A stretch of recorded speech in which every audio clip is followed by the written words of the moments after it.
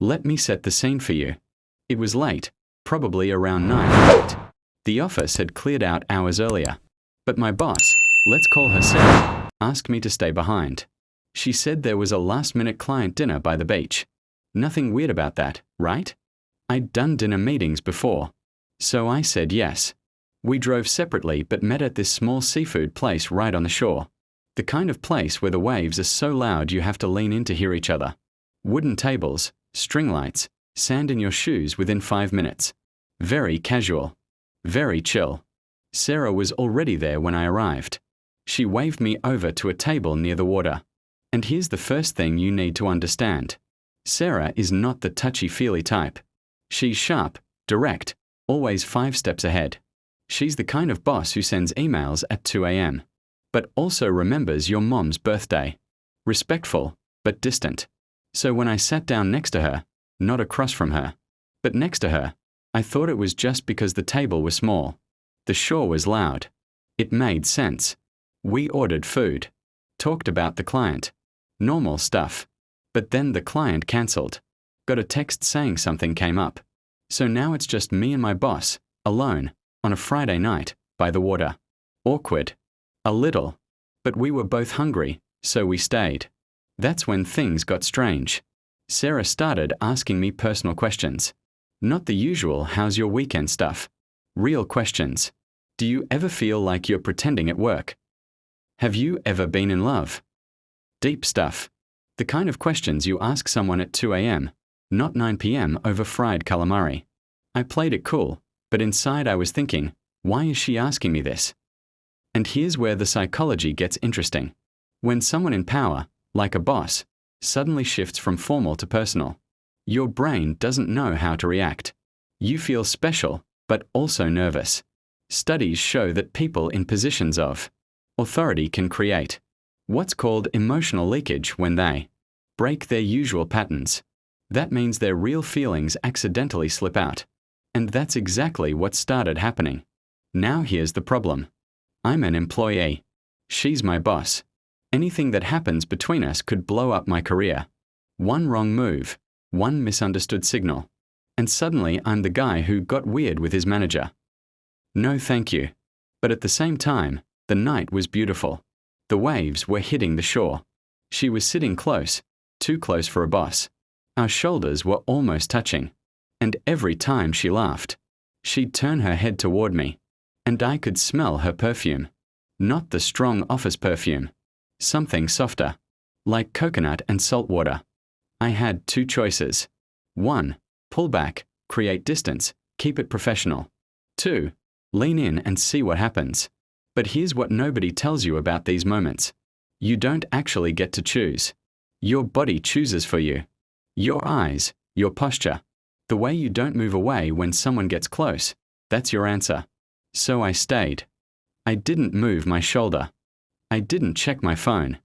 I just stayed present. And that's when she said it. The sun had mostly set. Just a little orange left on the horizon. The restaurant lights came on, but they were dim.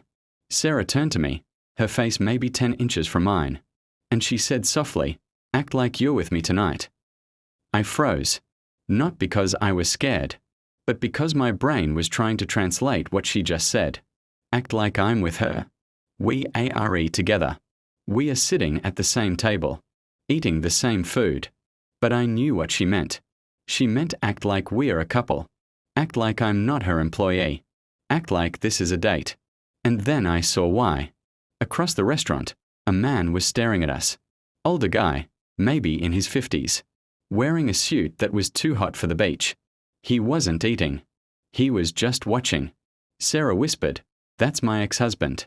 He's been following me for weeks. Just play along." Everything clicked. The personal questions. The sitting close. The weird vibe. She wasn't trying to date me. She was trying to survive a creepy situation. And she used me as a shield. Now, how did I feel? Honestly? A little used. But also trusted. She could have called the cops. She could have left. Instead, she chose me to help her. That's not nothing. So I did what any decent human would do. I put my arm around her shoulder.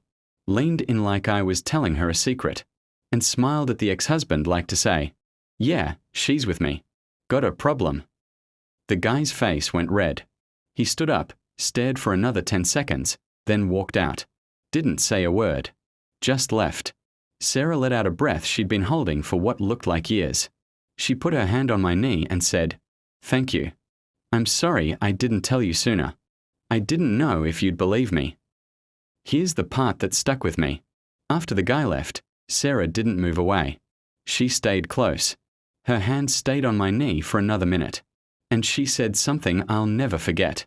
She said, "You know what the saddest part is? For a second back there, I forgot I was acting." That hit me like a wave. Because I forgot too. In that moment when I put my arm around her, it didn't feel like work. It didn't feel like a favor. It felt real. The way her shoulder fit under my arm. The way she leaned her head toward mine. The way my heart was beating faster, not from fear, but from something else. Something I didn't want to name. And that's the dangerous part about acting like you're with someone. Sometimes the lines blur. Sometimes you catch real feelings inside a fake situation. Psychologists call this behavioral confirmation, when your actions start to shape your actual emotions. You act loving, so you start to feel loving. You act protective, so you become protective. It's the same reason method actors sometimes fall for their co-stars. The brain doesn't always know the difference between pretend and real. So there we were. 2 co-workers. 1 fake date. 1 real ex-husband who just left. And a silence that felt heavier than any conversation we'd had all night. Sarah finally pulled away, but slowly. Not like she was escaping. Like she was leaving something she didn't want to leave. She paid the bill, boss move, and walked me to my car. Before I got in, she hugged me.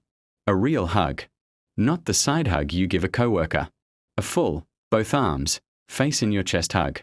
Then she looked up at me and said, "Don't tell anyone at work about this.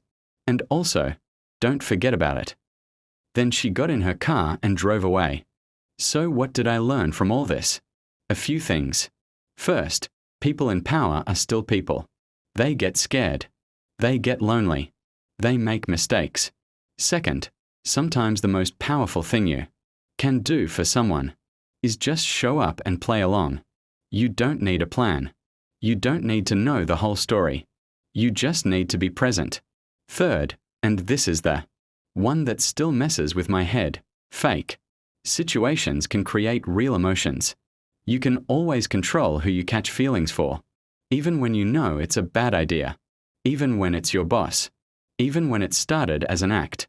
Sarah and I never talked about that night again. We went back to emails and meetings and professional distance. But every now and then, she'll look at me a second longer than she should. Or she'll stand a little too close in the elevator. And I'll remember the waves. The sure and the soft way she said, "Act like you're with me tonight." Some lines you cross even when you didn't mean to. And once you cross them, you can't uncross them. You just learn to live on the other side.